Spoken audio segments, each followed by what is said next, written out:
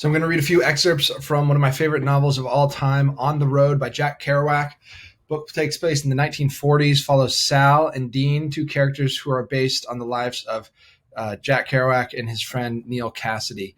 And they just crisscross the country, get into crazy situations. But the thing I loved about the book most, it just is brimming with this enthusiasm for life. And you'll see it come through in these different quotes.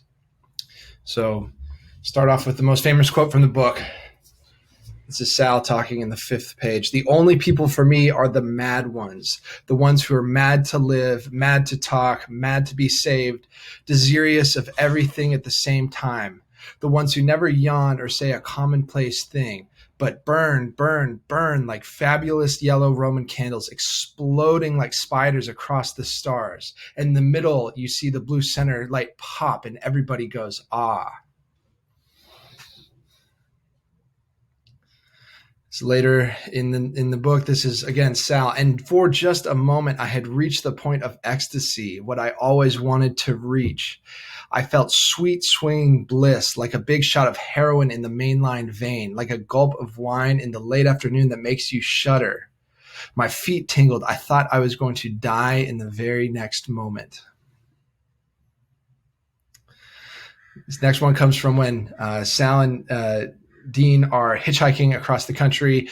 They are in a car in the back seat, and the two people in front are some older folks who are just talking about mundane things like the price of gas and where they're going to pull off next. And this is Sal talking. He goes, then Dean whispered, clutching my sleeve, sweating, quote, now you just dig them in the front.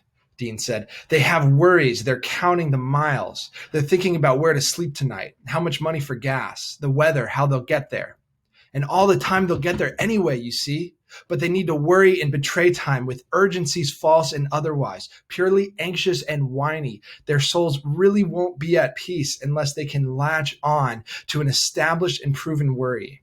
And having once found it, they assume facial expressions to fit and go with it, which you see unhappiness.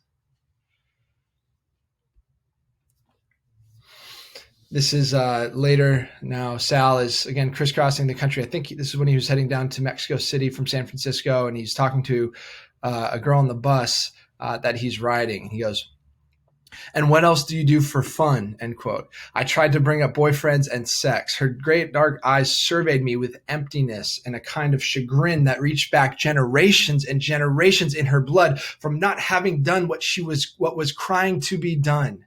Whatever it was, and everybody knows what it was. What do you want out of life? I asked. I wanted to take her and wring it out of her. She didn't have the slightest idea what she wanted. She mumbled of jobs, movies, going to her grandmother's for the summer, wishing she could go to New York and visit the Roxy, what kind of outfit she would wear. What is your brother aching to do? What are we all aching to do? What do we want? I asked. She didn't know. She yawned. She was sleepy. It was all too much. Nobody could tell. Nobody would ever tell. It was all over. She was 18 and most lovely and lost.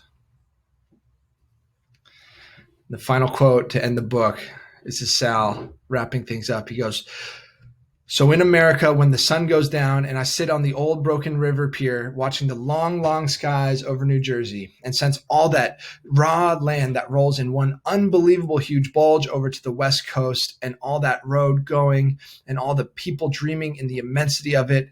And nobody knows what's going to happen to anybody besides the forlorn rags of growing old.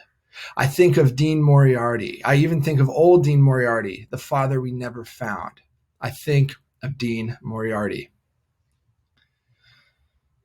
You know, a book has made an impact on you when you think about it long after you've read it. I read this book 2 years ago, and different scenes and moments and quotes from this book cross my mind constantly.